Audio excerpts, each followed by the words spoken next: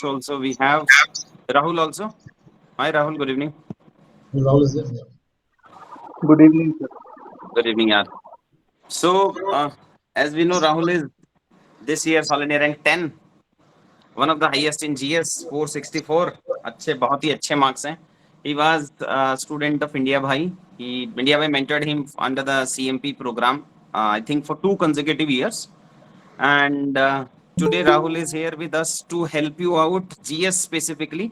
Test series के parts क्या क्या रखने होते हैं, कब टेस्ट सीरीज ज्वाइन करना होता है, कैसे आंसर लिखना होता है, क्या क्या कंपोनेंट्स करने होते हैं for all GS 1 2 3 4 and other components. So over to you, India bhai. I think you can help students more towards the answer writing phase. Yes, yes. Thank you, sir. So first of all, we welcome Rahul, Rahul Srivastav, All India Rank 10, and the Rahul was one of the brightest student in this one of the brightest student in the whole CMP program. His copies were some of the best copies during 2022. He was also also the student in 2018 also. However, Rahul story starts with the failure.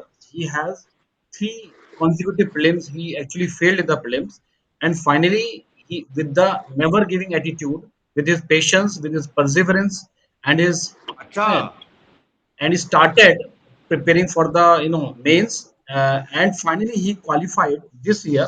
That is his fourth attempt and first mains with this all with his rank of 10th, but with a super grade marks of 464 in GS and 142 in SA. So please welcome Rahul. Please welcome all. Rahul, are you there? Yes, sir. Thank you, sir. Yeah. I'm Okay. here. Rahul, can you on your video so that everybody here can see you, watch you, what you speaking? Already we have the limit of 100 has been crossed. Yes, sir. I So will. yeah. So Rahul, are you there? Yeah.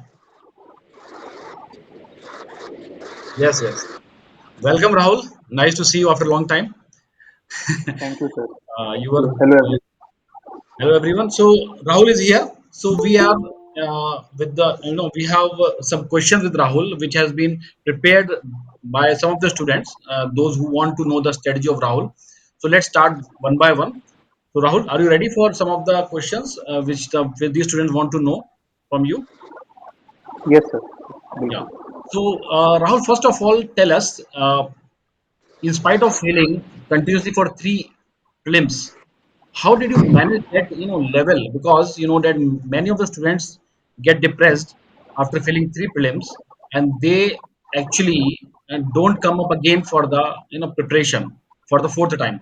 How did you manage that motivational level, that dedication level, in spite of the fact that you are already in a very good job of PSU, already a government job? How did you manage that motivation level, Rahul?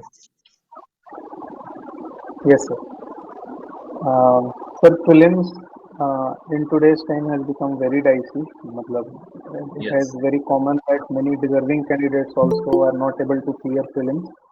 And moreover, CSAT has played a very major role in eliminating students who are potentially very good candidates. So it is failures are now very common part of every aspirant journey. But the point which is to be always kept in mind is that in spite of failing, we should keep our larger goal in mind. So suppose we have come into this preparation for civil services. So yes, there will be failures, but you should have someone who should remind you. You should have a peer group. You can have a mentor. You can have a senior who is in services who keeps reminding you of your motivation to enter services.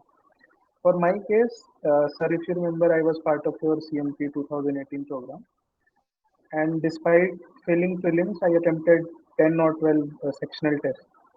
And वहाँ पे आपने मेरी copies evaluate करी थी and you used to write that you are a potential candidate and I got very good comments from your side. And this thing I never forget. मुझे हमेशा याद रहा कि मतलब सर ने हमेशा हर कॉपी में लिखा था कि you have the potential. तो स्मॉल थिंग्स लाइक दिस आप किसी से मोटिवेट हो सकते हो, आप अपनी कॉपीज से मोटिवेट हो सकते हो, you can have a friend who cracked exam. So these things should not let you forget the larger goal which you had when you were preparing for civil services. Right, right. So basically, Rahul want to tell that now find out the reason for you to get motivated, whether it is your copy or someone who has qualified, your friends or your peer group who has qualified recently, and get some motivation from someone, and then you have to work hard on that part. So very good. This was the best thing which we people, those who are preparing for civil service, can do. Also, sir, also Rahul, also tell that since you have failed, three prelims, and what changes you did in your preparation for the fourth attempt in which you qualified prelims. Yes, sir. Sir, पहले तीन films में although I work hard I had put in the efforts मतलब मैंने तीनों बार बहुत seriously दिया था prepare करके but now when I look back I was मेरी ऑडियो वीडियो क्लियर है ना सर Yes, yes. ओके हाँ तो now when I look back I think two things that I changed my strategy which helped me clear films was one रखना मेरे कांधे पे सिर जिंदगी कुछ तो बता Yes, Rahul. so one thing which two changes I made in my films preparation जिंदगी sir अपना इसको mute पता We have to meet somebody. I think some people are doing okay. Anyways, Rahul, please continue.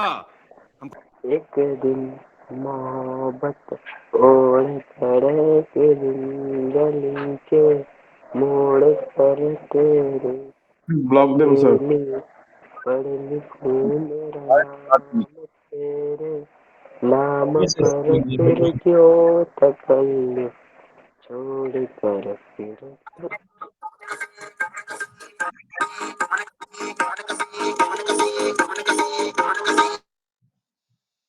Yes. Okay. Done. Yes, Rahul. Yeah, we have removed. yes sir तो sir I was discussing about films failure and preparation तो मैंने दो changes किए sir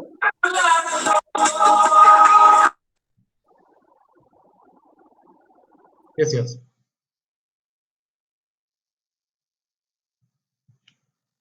Your Rahul, your voice is not coming. हाँ ठीक है sir Yes. तो दो changes first change was that I try to minimise my sources पहले मैं हिस्ट्री के लिए दो तीन किताबें ले आता था स्पेक्ट्रम हुई बिपिन चंद्रा सर की हुई या एक सोनाली मैम की बुक हुई या मार्केट में भी फोर्थ बुक आ गई जिससे क्वेश्चन हैं वो भी ले आया in that way my revision was very less effective last के टाइम पे क्योंकि मेरे सोर्सेज कंसोलिडेटेड नहीं रहते थे तो I use to lack good revision जिससे मेरा रिकॉल नहीं हो पाता था फिल्म्स में and therefore I use to commit easy mistakes so this time I made sure that there is only one source for one subject and either if I am referring to multiple sources तो मेरे पास उसके एक notes होने चाहिए if I am referring to multiple sources and this used to help me in revision.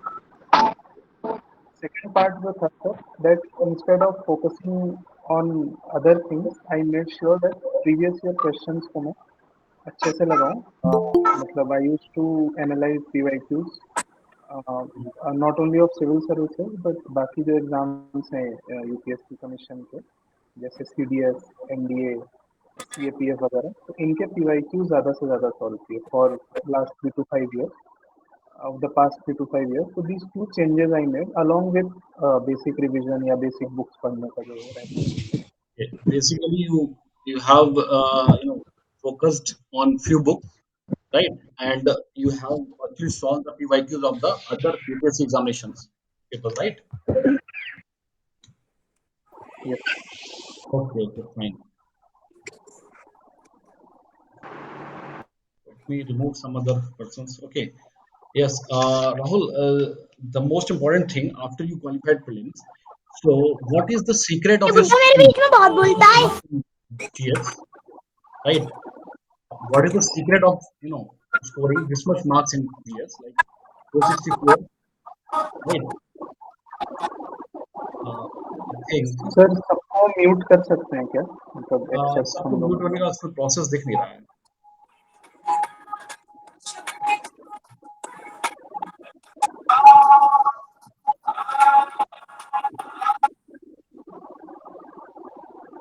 I request everybody to maintain silence for the benefit of other people.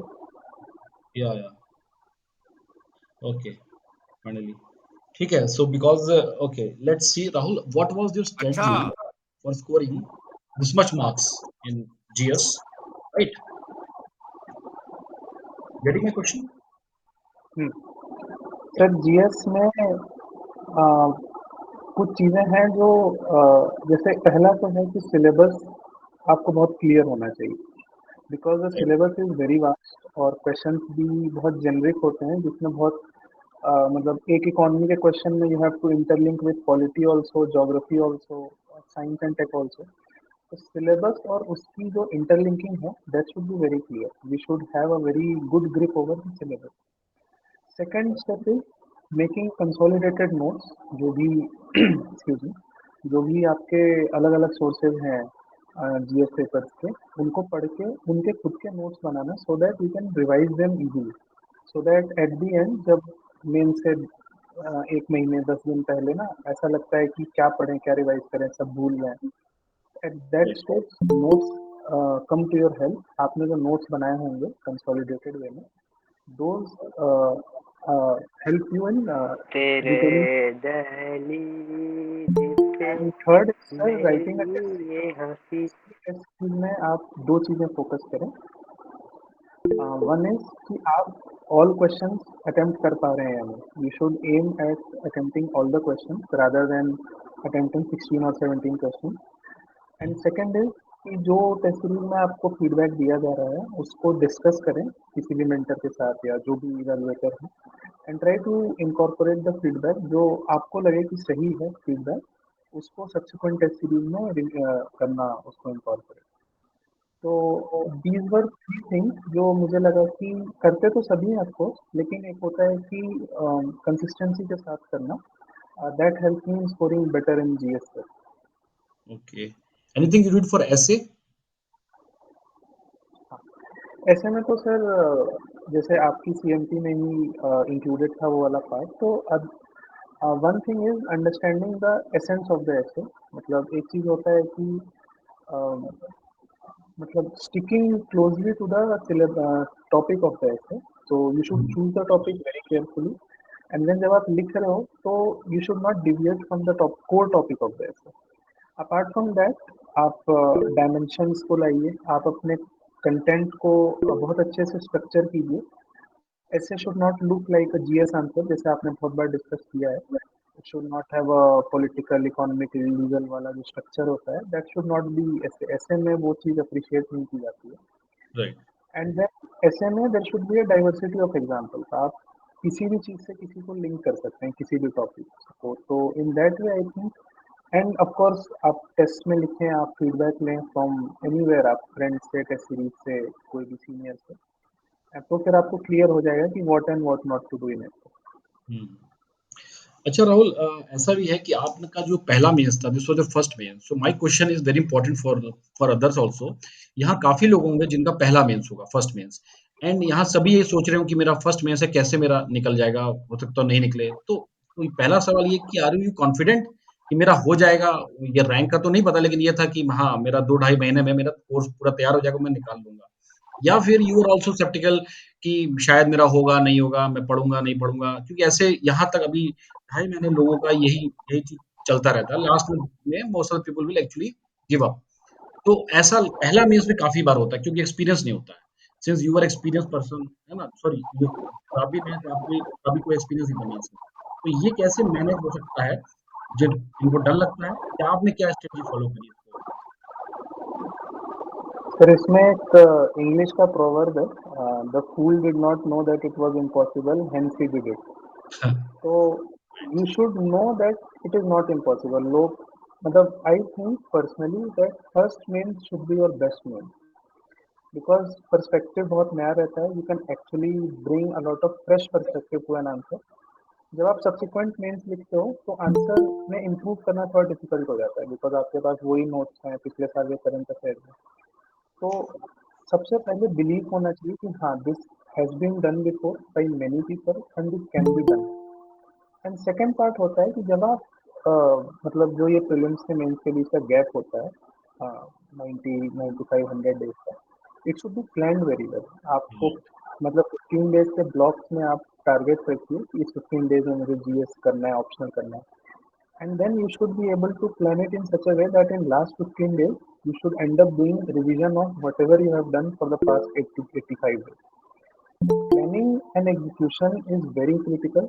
Apart from that, I would say कि जो भी process होता है note making का, test लिखने का, आप feedback लें या जो भी ऑप्शनल कार्य करना है, एवरीथिंग देर इज, मतलब I feel there is sufficient time. 3 महीने के टाइम में you can cover a lot in mains. अगर आप स्क्रैच से भी स्टार्ट करते हो, you can develop a very good understanding of the syllabus and how to write answer. So I think sir मेरे हिसाब से तो believe करना ही is the biggest thing. अगर आप believe करोगे तो I think you can do it. Basically it is, मतलब ये पूरा पॉसिबल है ना, everything is possible within 2.5-3 months का पॉसिबिलिटी है। तो those who are in the very first attempt they should not like, Yo guys, what the fuck is going on? so please understand that everyone can do, The no need fuck to is worry going about on? this. Okay, Rahul, can you tell about the any key idea of your preparation of GS 1 2 3 4 and essay? जैसे आप जो आप लिखते हैं x factor, तो इसको थोड़ा थोड़ा बेसिक बेसिक में can you summarise, then we can take up the question from the candidates who are appearing in the mains. Yes sir. हाँ, Could तो ask, है ना, any X factor type or any crucial thing apart from ये means whatever we have given, also you can say that okay ये भी काम किया, जो ट्रिक हम लोगों ने डिस्कस किया था वेबिनार में, वो भी काम किया और क्या क्या काम किया। ओके, तो सर जैसे मैं 2-3 चीज़ें यहाँ डिस्कस करता हूँ। फर्स्ट चीज़ जो मैं अपने चैनल पे एक्स फैक्टर लिख के डाल रहा हूँ, that is just a term. उसको बहुत दूसरे नाम से ही लोग बोलते हैं, वैल्यू एडिशन या जो भी। तो एक्स फैक्टर इज बेसिकली कि आपका आंसर औरों से थोड़ा अलग कैसे दिखना चाहिए while still sticking to the syllabus. तो suppose question is on, let's say, discuss on जैसे preamble is a part of our constitution, मतलब ये एक legal struggle रही है। तो of course सब लोग लिखेंगे कि पहले पार्ट था, फिर बीच में हुआ कि नहीं है, फिर फाइनली गोलकनाथ और LIC वाले केस में था कि हाँ है। तो एक्स फैक्टर इसमें ये होता है कि जेनरिक चीजें तो आप लिखेंगे ही, साथ ही साथ you should be able to refer to case law जो ऑनरेबल कोर्ट में जजमेंट्स हुए हैं, या आर्टिकल नंबर, या किसी स्कॉलर ने क्या कहा है इस चीज के बारे में। That way your answer looks authentic, that way it looks like you actually know what is the intent behind the question, जिसको हम लोग hitting the core of the question कहते हैं। तो satisfying the demand of the question is itself an X factor. तो पहला चीज ये हुआ था। सेकेंड इज कि मतलब मैं सोच रहा था इस चीज को शेयर करना था, मतलब how to attempt the paper, ये बहुत जरूरी है। मतलब देर आर मेनी कैंडिडेट्स, मतलब जिनको आता है, they have studies, they have made notes, they have the content, but जब बात आती है एग्जाम में उस चीज को लिखने की, तो they are not able to perform their best on the exam day. उसके लिए यू हैव टू प्रैक्टिस। जैसे कि एक जो वेबिनार में सर हमेशा डिस्कस होता रहा है कि we should try to attempt our best questions first. जैसे पेपर 2 में अगर आपका स्ट्रेंथ आईआर है, तो you should attempt IR first. उस समय आपके पास टाइम होता है, you can write your best answer. IR को लास्ट के लिए नहीं छोड़ना। तो prioritisation of answering question, that is a very good thing. उसमें ईच पेपर में यू शुड सेलेक्ट क्वेश्चंस, या मतलब zones where you feel that you are confident. जैसे पेपर 1 में मेरे लिए वो हिस्ट्री होता था, पेपर 2 में I was comfortable with IR, paper 3 में मेरे को इंटरनेट सिक्योरिटी वाला पार्ट सही लगता था। तो this was the second part कि प्रायोरिटाइज। आपको बहुत जरूरी नहीं है कि सीक्वेंशियली अटेम्प्ट करना है। There are many ways of attempting 20 question, but one of the ways which actually work for me and many others is कि आप सीक्वेंस में नहीं अटेम्प्ट करके बेस्ट क्वेश्चन को पहले अटेम्प्ट करें। एंड थर्ड थिंग इज कि जैसे ये भी बहुत डिस्कस हुआ है, this is specially applicable to ethics paper, is write what is asked, और rather do not write what is not demanded.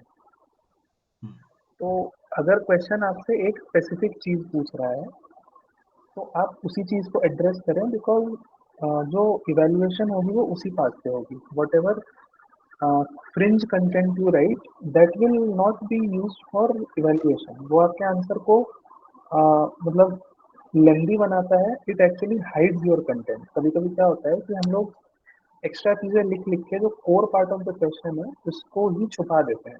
मतलब इट इज आवर मिस्टेक. तो we should directly write what is asked. अगर आपसे पूछा है integrity की definition तो आप इंटेग्रिटी की डेफिनेशन लिखो. डू नॉट राइट कि ऑनेस्टी और इंटेग्रिटी में क्या डिफरेंस है और मतलब क्या कुछ कुछ नहीं. Simply write what is asked, because paper completion automatically put you ahead in the race. मतलब बहुत लोग हैं जिनका पेपर रह जाता है. And if you are able to complete all the 20 question with average content, तो आप ऑलरेडी आपके बहुत अच्छे चांसेस हैं इंटरव्यू कॉल लेने के. तो ये 3 चीजें हैं सर विच आई थिंक कि आई मतलब मेरे को काफी बेनिफिट हुआ है इस लिंक में. Okay, okay, fine. So, Rahul, any important advice you want to give to the candidates who are appearing in 2023 mains, because hardly 2 months are left. तो पैनिक स्टेट पे धीरे धीरे लोग पहुंच रहे हैं, और जो सीएमपी के स्टूडेंट्स हैं और भी स्टूडेंट्स हैं बाकी कोचिंग के, सो सबका एक ही हाल है. तो अभी उनको क्या सोचना चाहिए और क्या करना चाहिए, क्योंकि मोस्ट ऑफ द कैंडिडेट्स को लगता है कि मेरा नहीं हो रहा है. तो ये वाली फीलिंग को कैसे दूर करें अभी के टाइम. हाँ सर, ये बहुत कॉमन फीलिंग है. मतलब हर दूसरे दिन यही लगता है हर किसी को कि मेरा नहीं होगा, मैंने तो कुछ किया नहीं. तो पहली चीज़ है कि माइंडसेट बहुत पॉजिटिव रखना है. यू शुड हैव द जिसको बोलते हैं किलर एटीट्यूड कि नहीं कैसे नहीं होगा, करना ही. बिकॉज अगर आप पॉजिटिव माइंडसेट से चलोगे तो you will be able to sit for and study for long hour. नहीं तो अगर नेगेटिव माइंडसेट, इसमें ये होता है कि हर दिन लगता है कि यार अब जो होगा देखा जाएगा. मतलब जीएस में चूंकि एवरीवन कैन राइट एनीथिंग, तो ऐसी फीलिंग आ जाती है अब तो पेपर नहीं देखेंगे, कुछ तो लिख ही जाएंगे. I think sir this feeling should not be, मतलब इस फीलिंग को नहीं आने देना है. मतलब ये फीलिंग आनी चाहिए एग्जाम के एक दिन पहले, जब राइट. आपने सब पढ़ लिया, सब रिवाइज कर लिया, और देन तब ये फीलिंग आए तो ठीक है कि अब जो होगा देखा जाएगा. बट एग्जाम से 10 दिन पहले आएगी, it will stop you from study more because you feel that saturation. तो सबसे पहले mindset you should be able to control. Second is कि अभी जैसे 60 odd days हैं, there is still enough time to cover your weakness. अगर आपने कोई पार्ट सिलेबस का नहीं किया है, जो अनटच्ड है, जिसके आपने नोट्स नहीं बनाए हैं, you should take any source. मतलब अब ये वक्त नहीं है टाइम में, मतलब अब ये वक्त नहीं है वेस्ट करने का कि कहाँ से पढ़ना है. जो हाथ लगे one reading we should give. जैसे सपोज किसी ने वर्ल्ड हिस्ट्री नहीं पढ़ी है, तो आप कोई भी सोर्स ले लीजिए. एनसीईआरटी ले लीजिए, किसी टॉपर्स के नोट, कोई भी कोचिंग की booklet, and try to read it one. Because at least अगर इजी क्वेश्चन आता है तो you should be able to hit the question. Tough आया तो फिर तो सबके लिए टफ है. Everyone will write some content and exit. But easy question आया तो यू शुड बी राइट. अभी सर ऐसा टाइम है जहाँ गैप्स को फिल करना चाहिए. जो भी सब्जेक्ट अनटच रह गए हैं जीएस में, ऑप्शनल में खास करके, तो we should focus on filling that. और अब सोर्स डिसाइड करने में टाइम नहीं लगाना है. जो सोर्स मिले हाथ में वही, मतलब उसको ही सही मान के we should be able to. और तीसरा कि आंसर राइटिंग प्रैक्टिस अगर अभी तक नहीं करी है, then it is high time we should start by writing 5 answers per day या 10 आंसर्स पर डे. और धीरे धीरे इसको फुल लेंथ टेस्ट भी लगाने हैं इस महीने या अगले महीने के मतलब है ना 15 दिन पहले तक टेस्ट लिखना है. तो सर ये तो यही मेरी एडवाइस रहेगी जो अभी मेंस अपीयरिंग कैंडिडेट बन के लिए. ओके, ओके, बहुत अच्छे, थैंक यू राहुल. काफी अच्छा आपने और बताया. Let's open the session for the students who are writing mains, है ना. पहले उनको प्रायोरिटी देंगे. Let's let them ask some good question, genuine question. तो anyone who want to have the query, you can just mute just one man, or just no need to worry, I'll just see your questions and I will answer. हाँ sir Hello, आप. good evening, sir. Okay. Am I audible? Yes, Vishnu. Yes sir. First of all, very very congratulations, Rahul sir. मुझे एक advice चाहिए थी आपसे जो आप बहुत बेहतर दे सकते हो. मेरा ऑप्शनल मैकेनिकल इंजीनियरिंग है और आपका ऑप्शनल इलेक्ट्रिकल इंजीनियरिंग था. तो सर आपने इस टाइम फेज में कैसे अपने ऑप्शनल को साथ साथ मैनेज किया, क्योंकि हमारा ऑप्शनल काफी लेंथी होता है और न्यूमेरिकल प्रैक्टिस हमें डेली करनी होती है. हाँ देखो ऑप्शनल में तो मेरे भी मार्क्स अच्छे नहीं है, 257 है. बट हाँ जहाँ तक बैलेंसिंग की बात है, मैंने बहुत अच्छे से बैलेंस नहीं किया, आई विल ऑल्सो कन्फेस कि I was not able to balance it very well. एक चीज कर सकते हो कि divide your day into slots. जैसे अगर आप अभी आज की डेट में 10 घंटे पढ़ रहे हो और जो भी आपके आवर्स हैं 8 आवर्स जो भी, तो एटलीस्ट 50% आपको ऑप्शनल को देना है। बिकॉज ऑप्शनल में अगर आपके 300 नंबर आते हैं ना, it is very difficult not to get selected. मतलब समझ रहे हो, अगर 300 नंबर आप ऑप्शनल में ले जा रहे हो तो ऐसा मतलब यू हैव टू मतलब आपको 3-4 जीएस के पेपर खराब करने होंगे टू नॉट गेट सेलेक्टेड। इतना ज़्यादा इम्पैक्ट है ऑप्शनल का। तो आई थिंक 50% का रखो अभी। मतलब बिकॉज धीरे धीरे क्या होगा, जैसे जैसे एग्जाम मतलब मेंस की डेट आएगी ना, तो 10 दिन पहले से ऑप्शनल ऑटोमेटिकली छूट जाता है। Because you have that 1 week gap for optional. GS4 के बाद ऑप्शनल के लिए 1 वीक गैप रहता है, तो खुद से लगता है कि मेंस के एक हफ्ते पहले से सिर्फ GS ही पढ़ना है। तो अभी आई वुड से कि 50% 60% डिपेंडिंग ऑन आपकी क्या लेवल ऑफ प्रिपरेशन है, you should devote to your optional.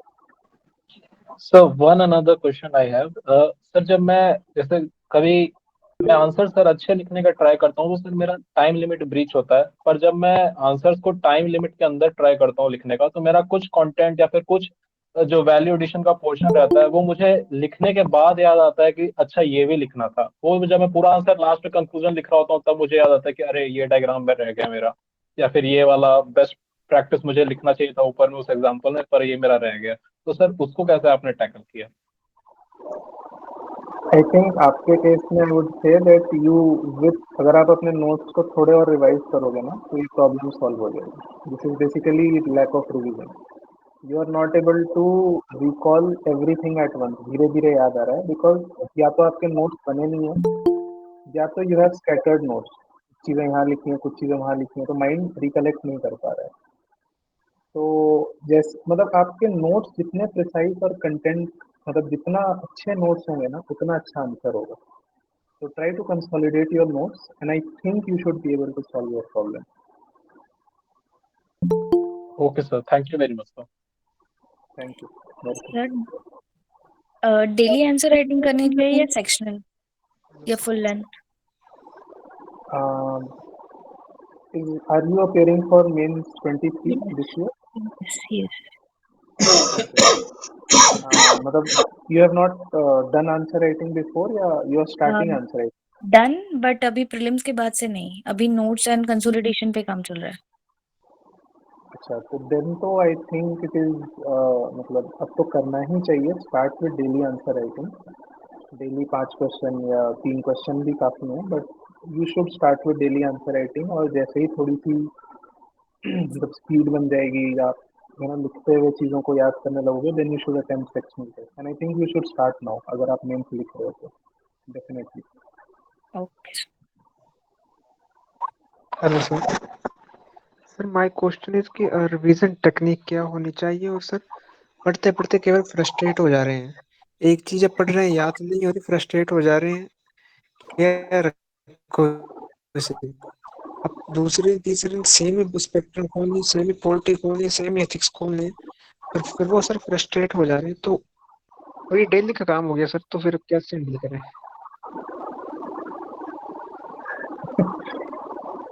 मगर रिवीजन रिवीजन की कोई स्ट्रेटजी नहीं होती है। रिवीजन खुद में एक स्ट्रेटजी है। तो मतलब कैसे भी करना ही है अदरवाइज तो आप हर्रे बना लो उसके आप। मतलब अब इसमें मैं क्या बोलूँ, करना ही है उस चीज़ को। ये फ्रस्ट्रेशन है but you have to do. मतलब you sir can I try mean to. वो याद नहीं रखता। हाँ, एक टेक्निक आप कर सकते हो। मतलब मेरे एक दोस्त ने करा था, मैंने तो नहीं करा था, कि आप अपने नोट्स के ऑडियो वर्जन बना लो। समझ रहे हो मैं क्या बोल रहा हूँ? Try to record it in your yes. Mobile और उसको प्ले करो पैसिवली जब आप लेट्स से खाना खा रहे हो या शाम को चाय पी रहे हो, तो वो रिविजन होता रहेगा। बिकॉज ये प्रॉब्लम मेरे एक दोस्त ने फेस करी थी, and he use this technique कि उसने अपने रिविजन को ऑडियो नोट्स में कन्वर्ट कर लिया। एंड देन तो यू कैन ट्राई दिस। और आई डोंट नो बट करना तो है, there is no other way. Yes sir, और फ्रस्ट्रेशन वाला वो थोड़ा। Frustration you can try meditation या कुछ स्पोर्ट्स स्पोर्ट्स में मतलब फिजिकल एक्टिविटी कर लो, आधे घंटा शाम को वॉकिंग कर लो. Try also to stay away from study आधे घंटे. That is one quick. मैं शाम को आधे घंटे टहलता था when I was in R. It depends on you. Try to reset your. Okay. Sir Sir, can Thank you, you sir. Sir, I am not able to recall everything after means जब पूरा दिन पढ़ते हो तो शाम को कुछ कुछ चीजें भूल जाते हैं, तो ऐसे कैसे करें कि जब पूरा दिन जो पढ़ते हो वो सब कुछ याद रखने की ट्राई करें. I think no one remembers everything. ये this is not a unique problem. मतलब आप जो भी पढ़ते हैं वो 50-60% ही एक्टिव मेमोरी में रहता है and then that also fades away. तो the answer to your question would be revision. आपने आज जो पढ़ा आप 1 या 2 days बाद वो पढ़ेंगे, you will be able to recall more. No one remembers 100%. Sir short notes कैसे बनाएं?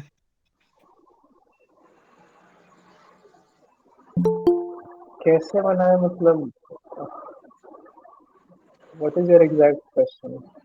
कैसे बनाए मतलब सर कि मैक्सिमम टॉपर से मैंने सुना है कि शॉर्ट नोट्स बनाते रहिए, साथ में ये एंड में बनाइए किसी सब्जेक्ट की, जैसे जियोग्राफी या हिस्ट्री वगैरह. तो उसमें जब पढ़ते हैं हम तो लगता है यार ये भी इम्पोर्टेंट है, ये भी इम्पोर्टेंट है, ये भी इम्पोर्टेंट है. तो 10 में से अगर हमारे ओरिजिनल नोट्स 50 पेज के हैं तो शॉर्ट नोट्स हमारे 40 से 45 पेज के बन रहे हैं. सर फिर वो थोड़ा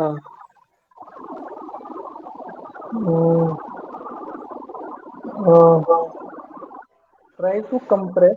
मतलब इसमें मैं क्या बोलूँ, जैसे जो भी आपके सॉरी ओरिजिनल नोट्स हैं, जैसे सपोज योर ओरिजिनल नोट्स जो आपके हैं वो 100 पेज के हैं.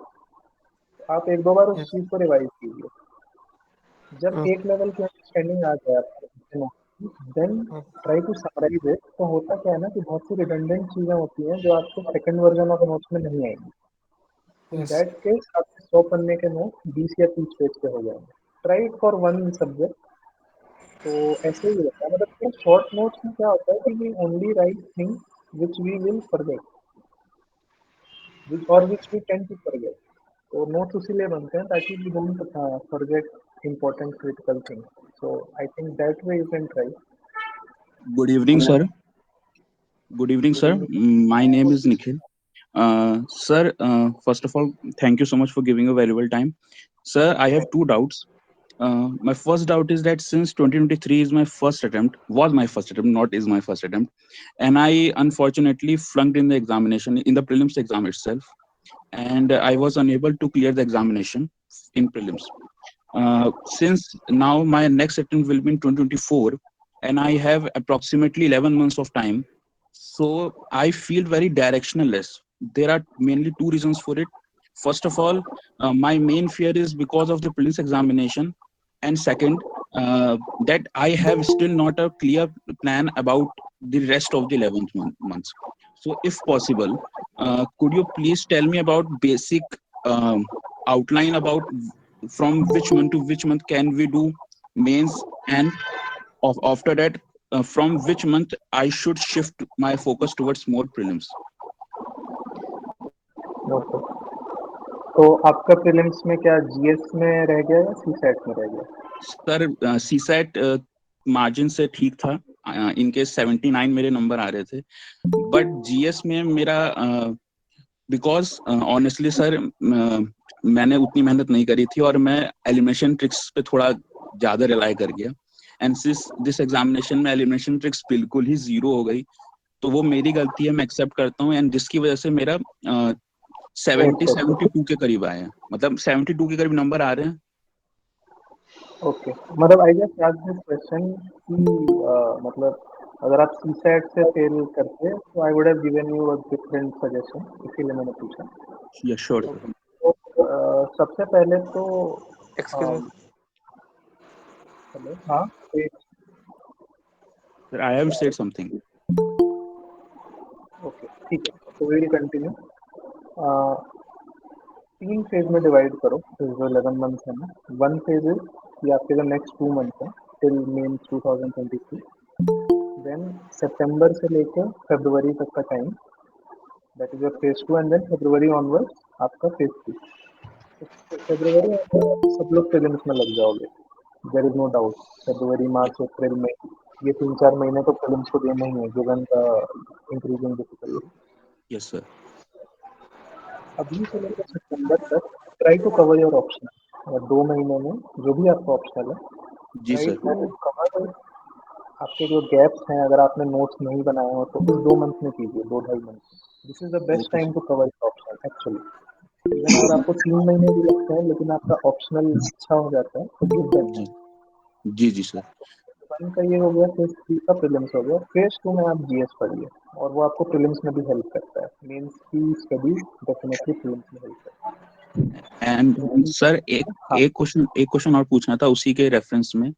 जैसे मुझे इस फील्ड में काफी नाइव हूँ अभी, तो एक आइडिया मेरे को ऐसा लगता है, मैं कंफ्यूज हूँ कि क्या किसी भी फेमस जीएस इंस्टीट्यूट की क्या ईयर लॉन्ग कोचिंग अभी लेना ठीक रहेगा? Year long mains test series, मतलब not coaching, mains test series. I cannot comment because मैंने नहीं लिए, but okay. Year long test series के फेवर में पर्सनली मैं नहीं हूँ। अच्छा अच्छा। Because test series have to be given with some intensity. मतलब साल भर आप टेस्ट सीरीज नहीं लिख सकते हो प्रैक्टिकली। आप वैसे भी आप सही फरवरी बात है। ऑनवर्ड्स तो की टेस्ट सीरीज लिखोगे नहीं।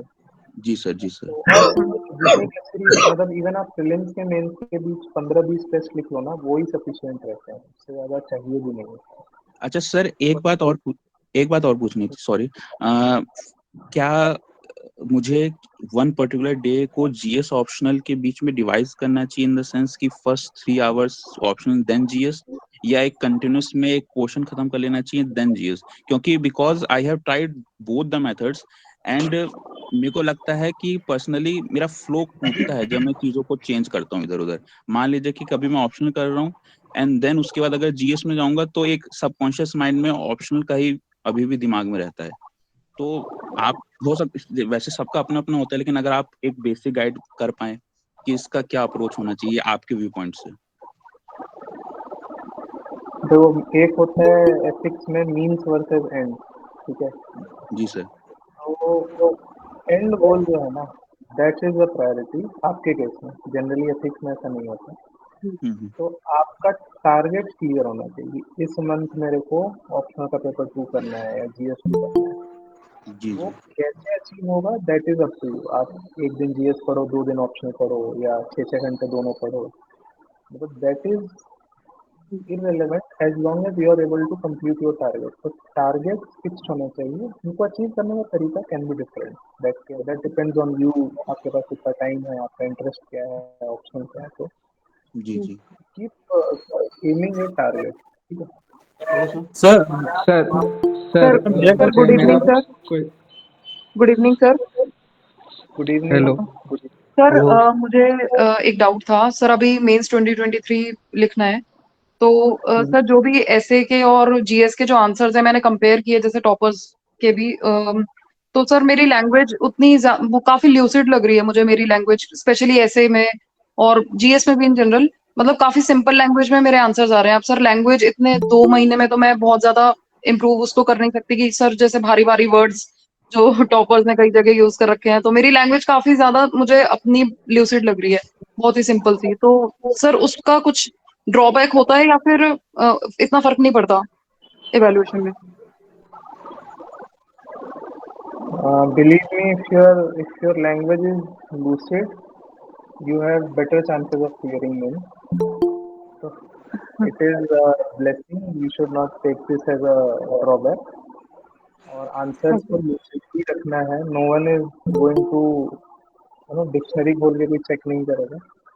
If your language is lucid, अगर सामने वाले को समझ में आ रहा है, that is good enough. Hello sir. Okay sir, sir thank you sir.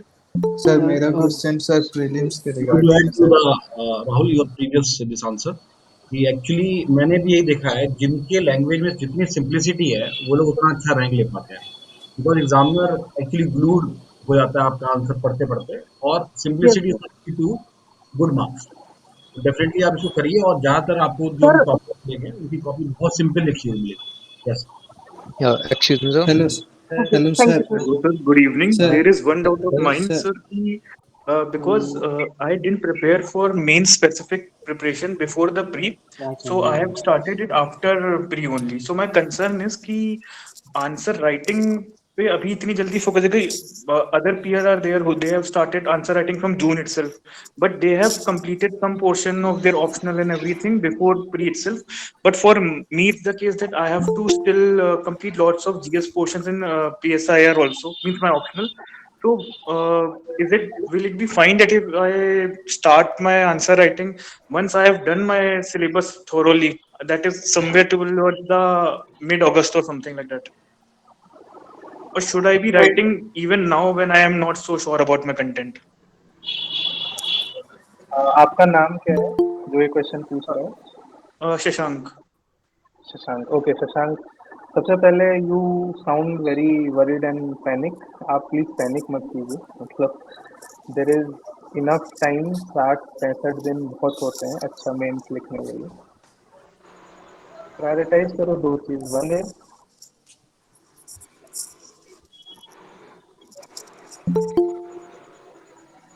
Hello, sir, your voice is not audible. Internet issues हो गया. आवाज नहीं आ रही सर की. Rahul, your voice is not coming. Please unmute.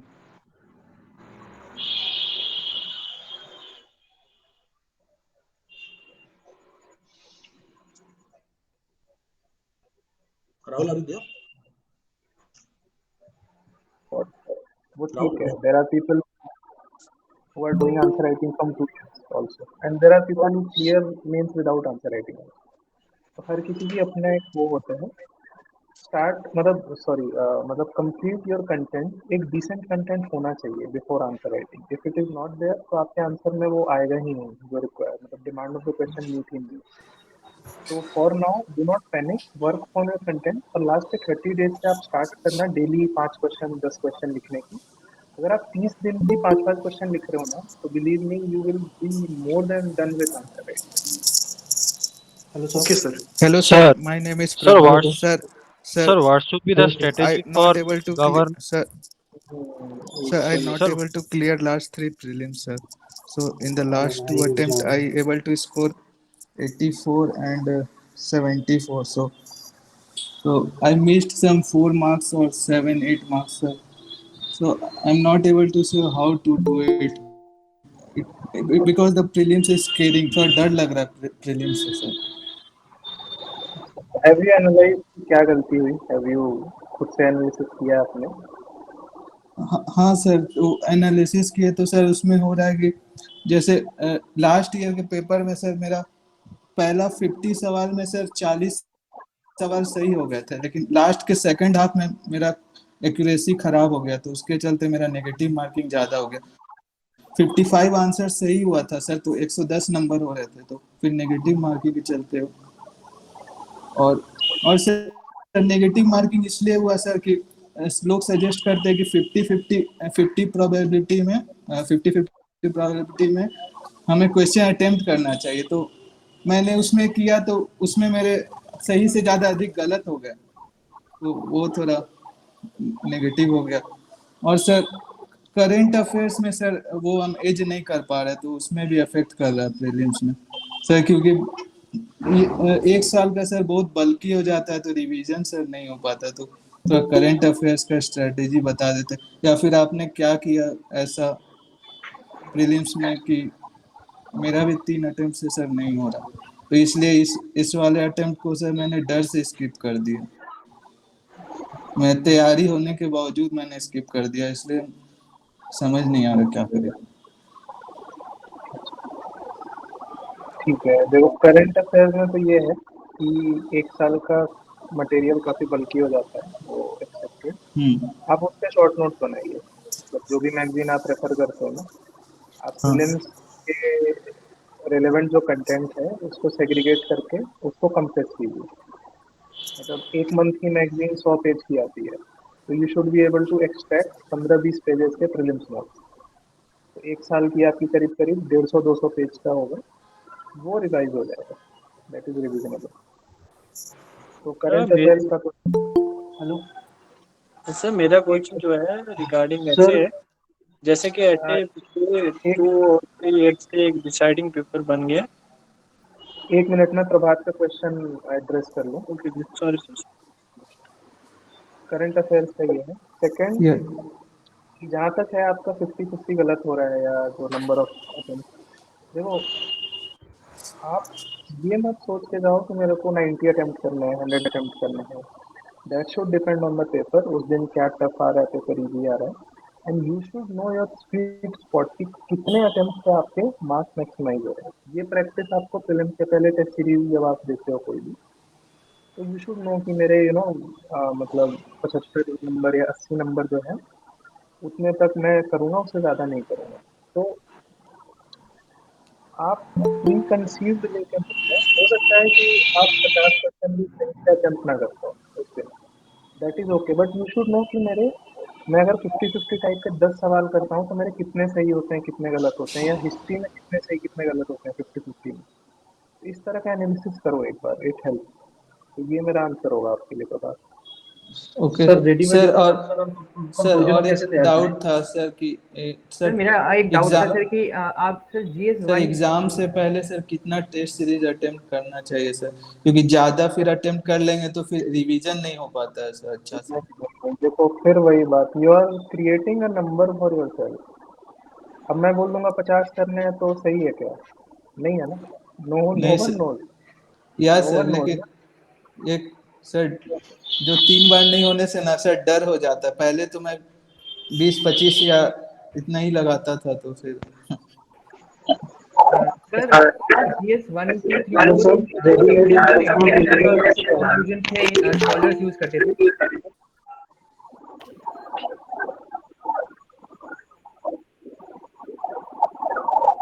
Sir हाँ आप GS 1 2 3 4 सबके अंदर जो इंट्रोडक्शन कंक्लूजन यूज करते हैं उसमें आप स्कॉलर्स यूज कर रहे थे लास्ट टाइम। अरे देखो, हर question, not in every question, although I have also clarified this in my channel, please do not do it in every question, it is not good. वो फिर लगेगा कि ऑप्शनल का एक एंगल आ जाता है। Do it in some question and do not do it in every paper.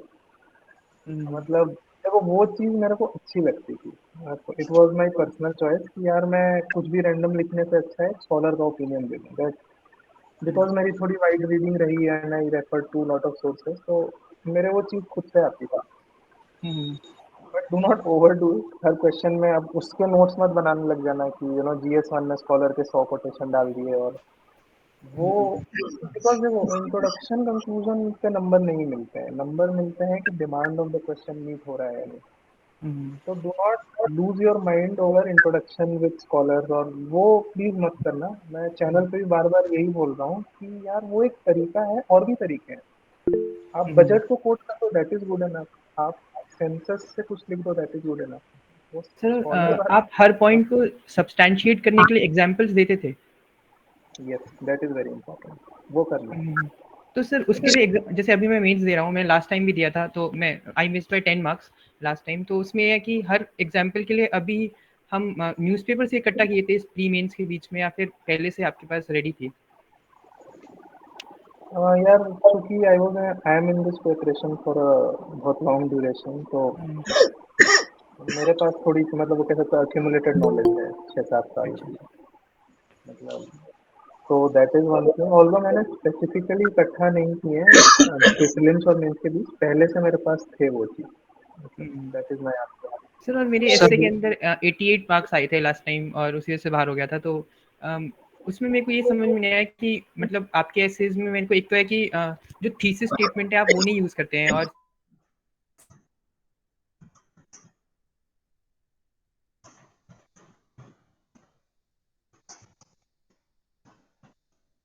में जैसे के टॉपिक के ऊपर तो ट्रांजिशन करें।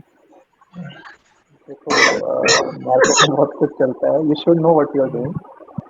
नंबर आपको एस्से पे जो पूछना है वो लिखने में मिलेंगे, आप थीसिस एंटीथेसिस वो सब मुझे भी पता है क्या बोला जाता है। Do not believe in those things. आप एस्से के इंट्रोडक्शन पे वर्क करो। एस्से में इंट्रोडक्शन अच्छा होना चाहिए, it should draw the evaluator कि वो पढ़े आप ऐसे। अब आप हैवी ऑप्शनल से थिंकर्स लाके थीसिस लिख दोगे स्टार्टिंग में तो खुद ही वो हो जाएगा कि यार क्या है ये। तो डू नॉट ऐसे यार, at least should be free from structure, it should be like a painting, free flow होना चाहिए, within the boundary you should be able to write good things. Sir अगर हमें पता है कि कोई कॉन्सेप्ट हमारे जैसे काफका की ब्यूरोक्रेसी हमें बताया, कोई ऐसा कॉम्प्लेक्स जैसे गाइया का हाइपोथेसिस टाइप कॉन्सेप्ट्स हैं, तो हम ये ऐसे के अंदर खुद से छोड़ दें कि यार पता है फिर भी नहीं लिखते हूँ क्योंकि उनको ही नहीं पता होगा कि ये क्या बोल रहा है, मतलब ज़्यादा से ज़्यादा सिंपल रखना है। नहीं पता है मेरा, I think this is from PSI right?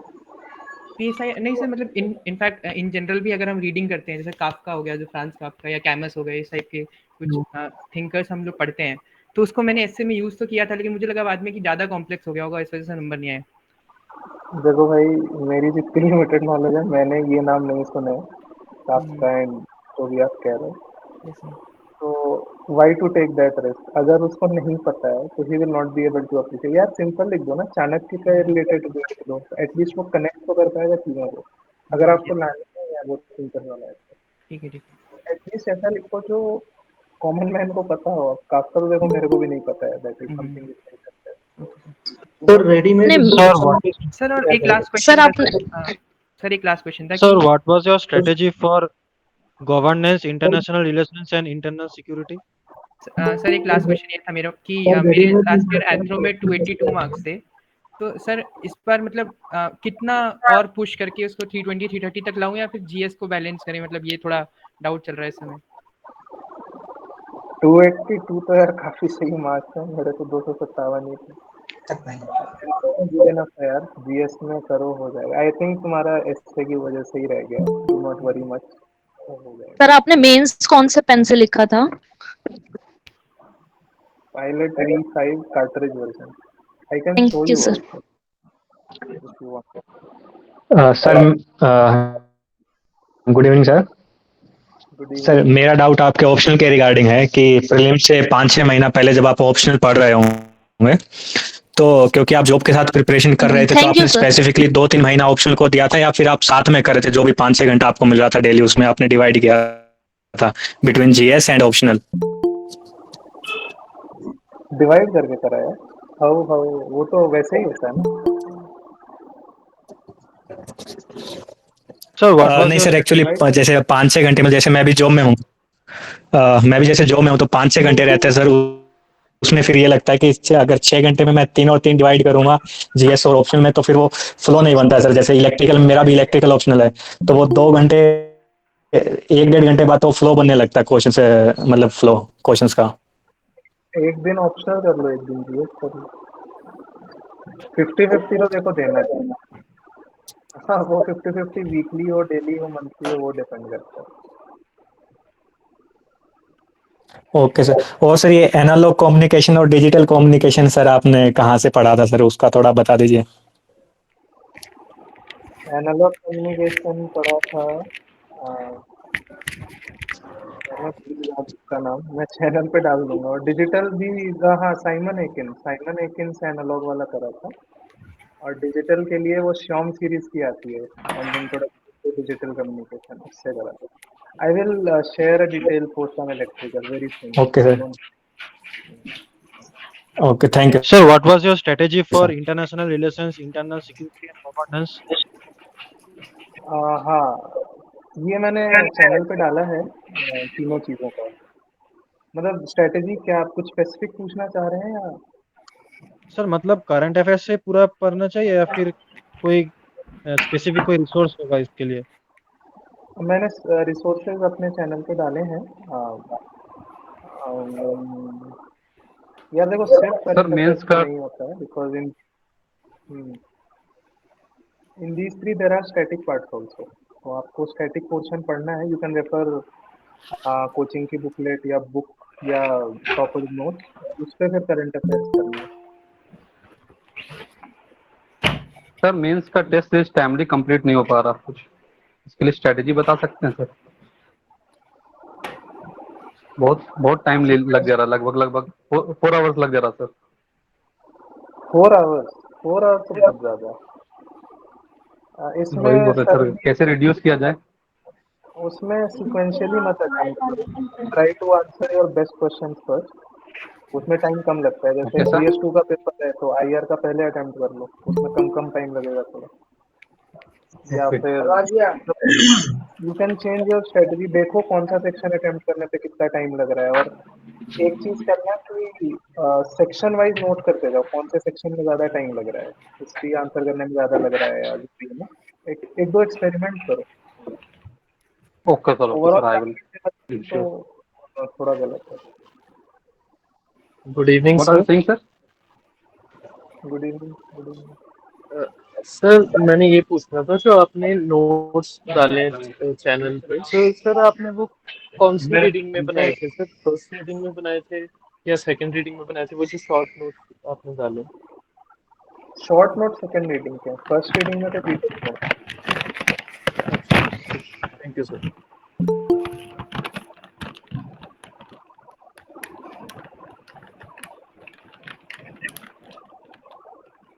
Sir, I have a question, if I may ask. Yes, please. Um, so, so my question is that I'm going to be starting my preparation from the next month. Because one of the reasons is that I've been working and the schedule is pretty tight, and it is so much that by the end of the shift I'm already so tired and so exhausted that I cannot study any further. That is for one day. We get times like 2 days in a week, and I guess that is not enough for the preparation. So my question is a year enough for a person who is as busy as me? Enough? That is my question. Like, is 1 year enough for this entire coverage of the syllabus of UPSC? Um, if it is, even if I go ahead and quit my job, will it still suffice? Would 1 year still suffice? The syllabus is very wide, and it's so overwhelmingly sometimes very scary, very fearful. So can you please give me a little bit information about this? Because you go to every other channel, you find different information. Some people say it's fine, some people say you might have to quit your job, some people say it's all right, you don't have to do that, and you can still do it, stuff like that. Can you please tell me how this can happen? What is the positive, or what is the negative, pros and cons and stuff like that?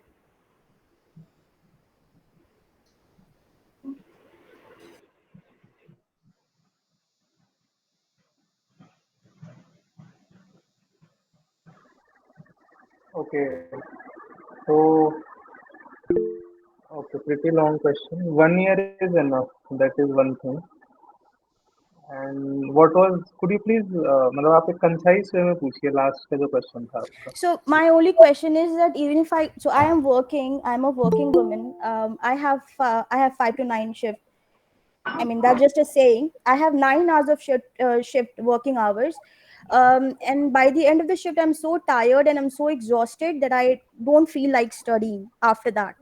So my question is that even if I go ahead and take a bet on myself with with the decision of quitting the job, will 1 year suffice? Because since we have a lot of things to study, and there's a lot of people around us who have been taking exams like pre and mains, and even though they've been studying full time, it has become it has become a challenge for them even until the last attempt they've had. So my question only is that, is 1 year would be sufficient? Would it suffice, since we have so much to study, we have so many things to cover? Yes, 1 year is suffice. 1 year will suffice. 1 year is And so, thank you, sir.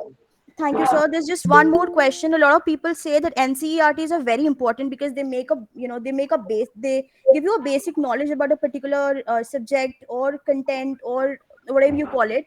Um, I know that NCERTs would not be sufficient for this preparation, but a lot of people emphasize a lot on NCERTs. So, what do you have to say on that? NCERTs are important, definitely. You cannot. That is like the heart and soul of the preparation. Okay. Hello. Okay. Hello. Hello, good evening, sir. Now, just one more last question. Okay, Avinash, you will ask. Sir, can I ask question, sir? Yes, yes. One last question. Sir, thank you, sir. Sir, currently I'm in class 12, pass out just out. Sir, I am preparing for the civil services, sir. Sir, I will try to mention the few things that I am currently following, and I want to like to take a suggestion so that I can further improve my study. So, following things I am doing presently. Sir, doing 2 subjects per day NCERT by mapping itself, and previous year question of prelims last 28 years, and mains synoptic notes of the question that is being asked in the about after 2013 to 2022. I am doing, sir, and currently going with the newspaper. And sir, please present from today itself. I started making the notes of essay about the collecting the themes, about the themes mapping, and by seeing the various topper notes. And then what can I do from now to make my consolidated my preparation and to smooth through my college days, sir? 12th में हो आप? आपका 12th हो गया? Yes, sir, present year only. तो आप तो top करने वाले हो. आप तो मेरे ख्याल से जो लोग मेंस लिख रहे हैं उनसे ज्यादा पढ़ रहे हो. राहुल बताइए Sir, इनको. yes, sir, please, Rahul, sir, please guide, sir. अभी तो 12th वालों के लिए 12th वालों के एग्जाम नहीं है. एनीवेज, राहुल बताइए. तो बहुत जल्दी. What you are doing, आप you are doing मतलब इससे ज्यादा करने की जरूरत नहीं है. Just keep doing it. That's what you are referring. Hello, sir. Good evening, sir. Sir, actually, I get kind of fear type thing, sir, ki, what to do next, what to do next. That type of fear I will coming many times, sir. After doing that much things, sir, but I am lacking that, sir. I am doing less. I am doing less. That type of feeling is graduation coming, admission sir. ले लिया है साहिल जी. Yes, Sir, please yes, allow sir. me to ask Sahil, a question. you can ask maybe after 2-3 years जब आपका graduation हो जाए. Let Vikram Mandal ask the question. Last question, Vikram ji. Okay sir. Sir thank you sir, thank you very much sir. Sir मेरा problem ये है कि preparation को लेके नहीं, प्रिपरेशन का अंडरस्टैंडिंग तो है, लेकिन ये मेरा फर्स्ट मेंस है, फर्स्ट अटेम्प्ट भी है, लेकिन प्रीलिम्स के पहले मेंस का कोई प्रिपरेशन नहीं था. तो लेकिन आंसर राइटिंग भी उस तरह से नहीं किया था सर. अभी जब कर रहा हूँ सर, मेरे मेरे माइंड में दो चीज़ चल रहा है. मैं जब पढ़ रहा हूँ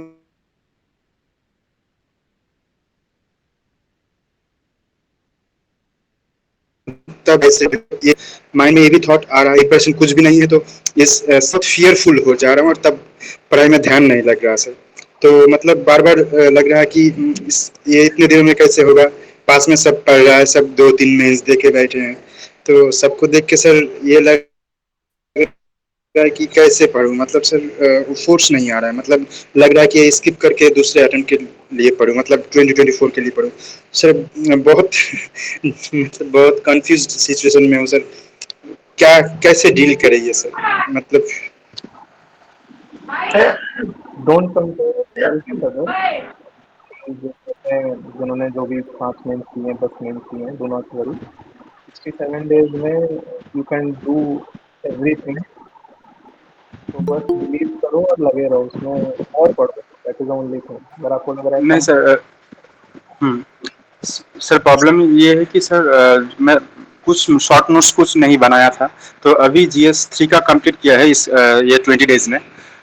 GS1 एंड 2 एंड 3 4 अभी भी लेफ्ट है. तो सर कैसे अप्रोच करिए 67 डेज की, कैसे भी मतलब मतलब कैसे भी पॉजिटिव थिंकिंग आए. क्या करे सर, अप्रोच कैसे रही 67 डेज का कि इंटरव्यू कॉल आ जाए. To be precise, actually. आप या तो किसी रेडीमेड टॉपर के नोट्स ले लो. एक अप्रोच ये है, जैसे एथिक्स के आप ले लो.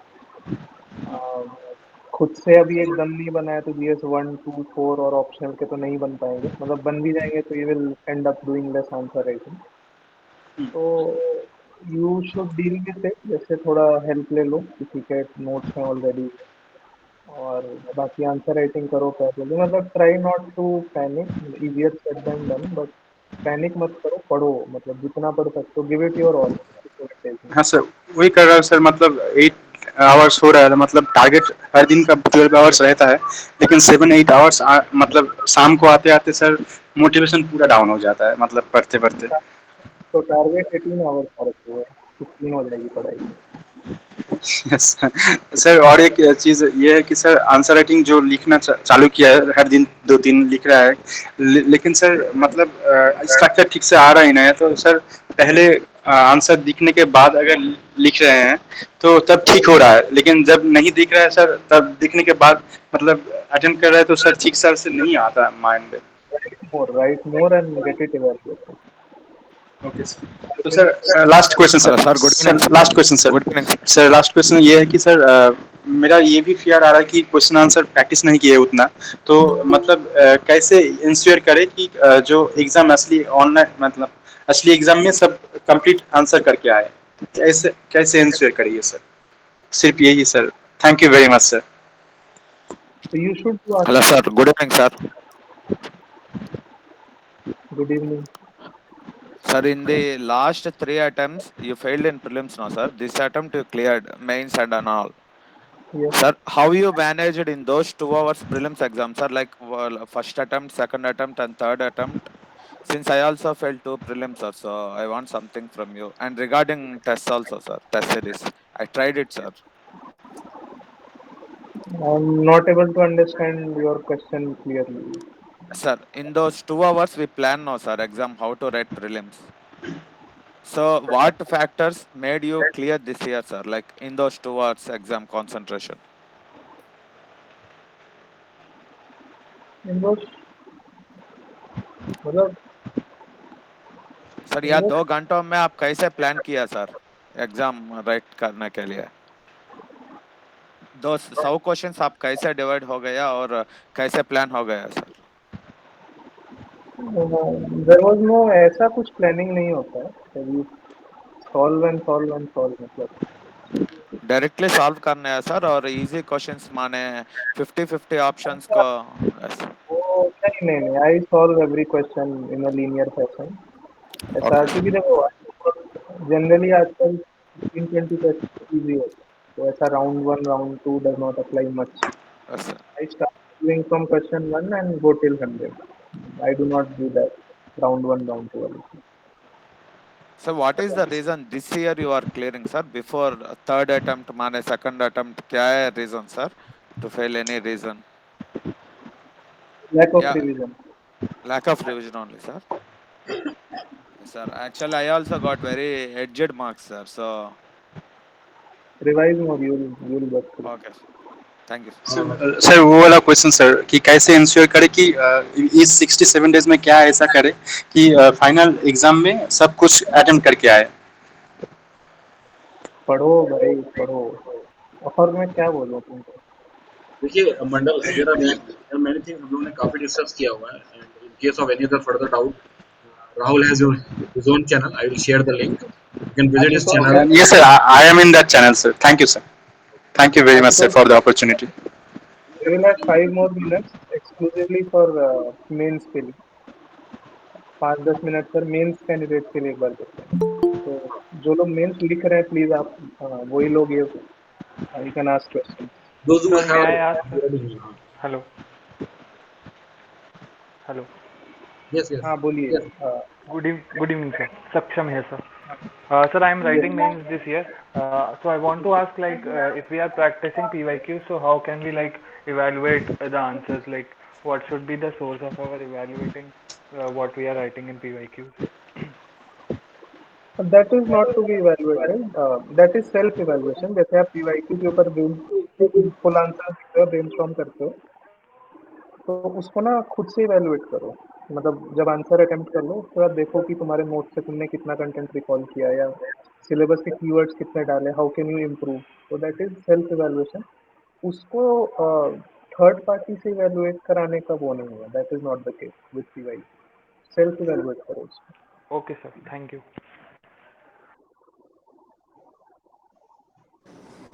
Hello hello Sir, first of all, congratulations. And I have only one doubt. CSAT कैसे क्लियर करे? मतलब दोनों बार, लास्ट टाइम भी एंड दिस टाइम ऑल्सो, दोनों टाइम मेरा CSAT की वजह से रुक रहा है. और as the paper are like बहुत अनसर्टनिटी हो रखा है अब. तो इसके आगे कैसे जाए? क्योंकि 2020 तक ऑलमोस्ट उन्होंने हर एक जो ये थे, मतलब टाइप ऑफ क्वेश्चंस और सपोज टॉपिक्स, तो इक्वल वेटेज दिया था. इस बार जैसे उन्होंने नंबर सिस्टम को बहुत ज़्यादा वेटेज दिया, तो एक मिनट, मतलब ये इंश्योर आई कैसे करें? Hello, understood. या एक चीज आप बताइए कि have you analysed why you are failing in CSAT? Yes sir, for lack of ये तो था ही प्रैक्टिस. दूसरा था कि जो इजी पार्ट था लाइक रीजनिंग का, मतलब कंपैरेटिवली इजी था तीनों में से मेरे लिए. तो मैंने उसके लिए बहुत इंश्योर किया इस बार कि मैंने ऑलमोस्ट अराउंड 500 to 600 पैसेजेस मैंने सॉल्व किए. तो उसमें पर वही है ना कि ये हो जाता है कि एम्बिग्युइटी क्रिएट हो जाता है. अब यूपीएससी के आंसर्स क्या है, मेरे आंसर्स क्या है, मतलब जो सही है. और मार्केट में क्या चल रहा है आपने भी देखा है कि 30 अराउंड क्वेश्चंस में एम्बिग्युइटी है अभी इस साल में. तो ये तो ठीक है, इस ये फैक्टर्स पे अपना कंट्रोल नहीं है. बट जो फैक्टर्स है कि मतलब अब ये मैं सोच के गई थी इस बार कि ठीक है, इवन देयर आर कि हार्ड क्वेश्चंस है और कंपैरेटिवली एवरेज और मॉडरेट क्वेश्चंस जो होते हैं उसके ऊपर कंसंट्रेट करना है. पर जैसे मैंने बहुत अच्छे जो टॉपिक करके गई थी तो उसमें से क्वेश्चन ही नहीं आए. तो ये हो गया कि अब सारा ही पढ़ो, तो मतलब कितना डेप्थ तक लेके जाए कितने टॉपिक को, क्योंकि CSAT सबसे बड़ा हर्डल हो रखा है मेरे प्रिपरेशन में मेरे लिए. आई थिंक आपने खुद का ही आंसर कर दिया. You are focusing on some part while ignoring other. तो देखो, हाँ, कमीशन बट ये अब पता चला ना सर कि मतलब वो इग्नोर हो रखा है. अब सपोज मान लो इस साल अगर नंबर सिस्टम से अगर 3 या सपोज 5 और 7 क्वेश्चंस आते जैसे लास्ट टाइम आए, फिर भी ये होता कि ठीक है बाकी के जो टॉपिक्स है उसमें से ठीक ठाक क्वेश्चन आते हैं वो सॉल्व कर लेते. बट अब नंबर सिस्टम से ही 30-40 क्वेश्चन डाल दिए या फिर 25 क्वेश्चन डाल दिए. तो अब ये कैसे इंश्योर करे इतनी एम्बिग्युइटी के बाद भी पेपर क्लियर करे वो नेक्स्ट ईयर इवन, मतलब. और दूसरा अभी एक क्वेश्चन एक पूछ लेती हूँ कि क्या प्लान बी के लिए कंसिडर करना चाहिए इस साल के लिए, मतलब अब ऐसा है कि बहुत ही ये हो रखा है कि इस साल का प्रीलिम स्किप करे या मतलब प्लान बी के ऊपर फोकस करे या फिर क्या करे. ठीक है, मैं आंसर करूं. या सॉरी. ओके, तो CSAT में the only trick is you have to be good in every part of the syllabus which is out. जैसे ऐसा नहीं है कि इस साल आप कॉम्प्रिहेंशन प्रैक्टिस करके गए और इस साल नंबर सिस्टम पूछ के गए और अगला साल वो पूछ लिया. नहीं, ऐसा नहीं. There are 3 parts to the syllabus. एक होता है passages, one is reasoning, another is aptitude. उसमें आपको हर चीज ठीक ठाक प्रैक्टिस करके जानी है. You can not focus on one thing.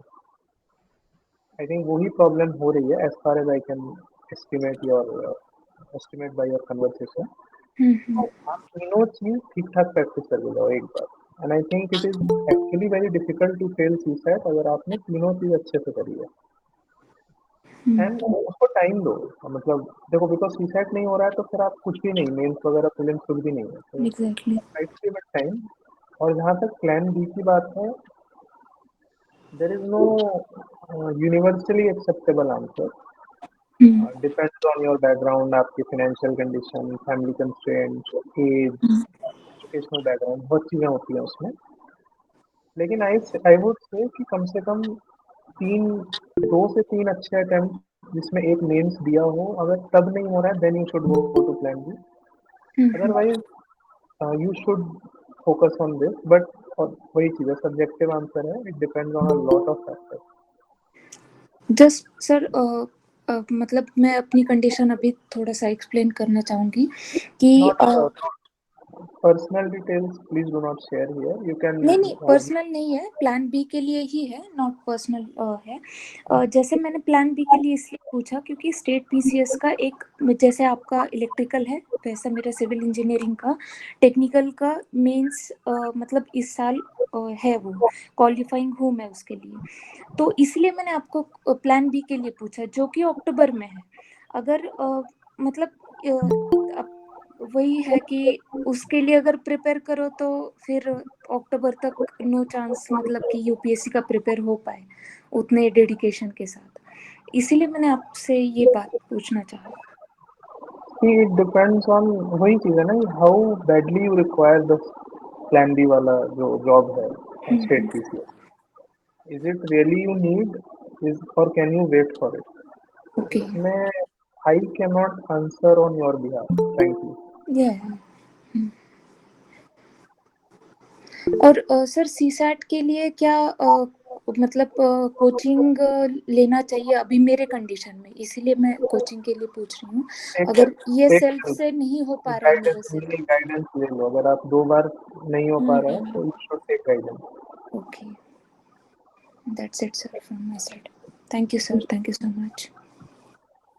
Okay, guys, I think lots of questions have been answered, and some of the questions, if you see the videos in the beginning of the interview, जो हमने interview लिया है अभी राहुल से, तो उसमें काफी आपको आंसर मिल जाएंगे, because I क्या फ्रेम such questions जो कि जनरल लोगों को क्वेरी होता है, तो वहां मिल जाएंगे। Otherwise Rahul has his own channel. One more person asking last question. So one last question. Last question. Hello Yes, one last question. Yes, please ask.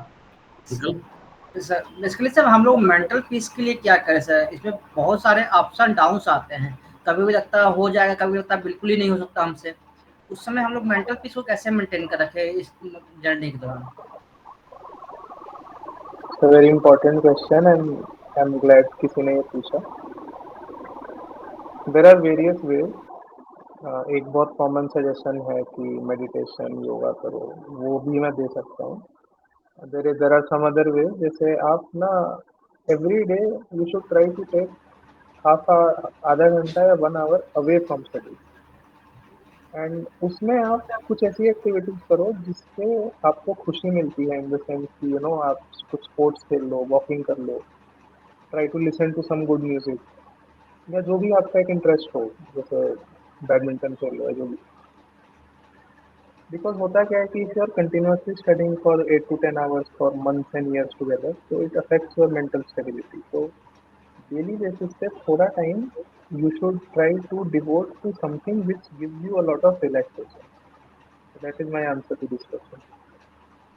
Okay sir, thank you.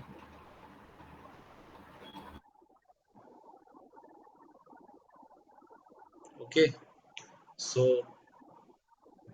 very thanks to Rahul. You have given your precious time, and for this webinar, and after a lot of days, you found time, and finally you gave this time to the students who are writing mains. And I'm very thankful from the student committee to you, and wish you very good luck for Rahul for the future endeavors in your civil service Thank you, sir. journey. Thank you for inviting me, sir, and thank you to all the participants, and all the best to everyone, especially those who are giving names 2000. Yes, all the best to everybody who are writing mains and who are appearing for the next year also. Wish you all the best. Thanks a lot, Rahul. Thank you, everyone. Thank you.